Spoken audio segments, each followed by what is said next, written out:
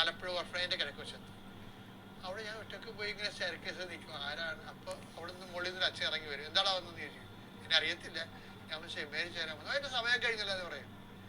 എന്നാലും ഈ അച്ഛൻ എൻ്റെ സർട്ടിഫിക്കറ്റ് കൊണ്ടുപോയി ബിഷപ്പിനെ കാണിച്ചു. അന്നത്തെ ആളുള്ള പിതാവ്. അപ്പോൾ എന്തിനെ വിളിക്കാൻ പറയും. അങ്ങനെ ഞാൻ വിളിച്ച് അങ്ങനെ ചേർന്ന ആളാണ്. അപ്പോൾ അന്തോസാണ് എന്നെ ചേർത്തത്. അതുകൊണ്ട് ഞാൻ എല്ലാ വർഷവും അന്തോസിൻ്റെ അടുത്ത് ആ വാർഷിക ധ്യാനം കഴിയണതിൻ്റെ തലേദിവസം അന്തോസിൻ്റെ അടുത്ത് പോയി നന്ദി പറയും. ഇത് പിന്നെ ഞാൻ സെമിനാരി പ്രാർത്ഥിക്കുന്ന സ്ഥലമുണ്ട്. രാത്രി 2 മണിക്ക് മച്ച മൂന്നാമത്തെ നിലയെ കൂടി കയറി മച്ച കയറിയിട്ട് ഒറ്റക്ക് നിന്ന് പ്രാർത്ഥിക്കുന്ന സ്ഥലമുണ്ട്. കഴിഞ്ഞ 40 വർഷമായിട്ട് ഞാൻ മുടങ്ങാതെ കഴിഞ്ഞ വ്യാഴാഴ്ച ആ സെമിനാരിയുടെ 3-ാം നിലയിൽ പോയി ഒരു ജപമാല എത്തിച്ചിട്ട് പോയി.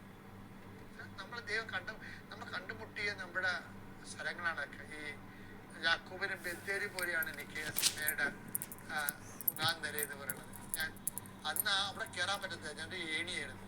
എല്ലാവരും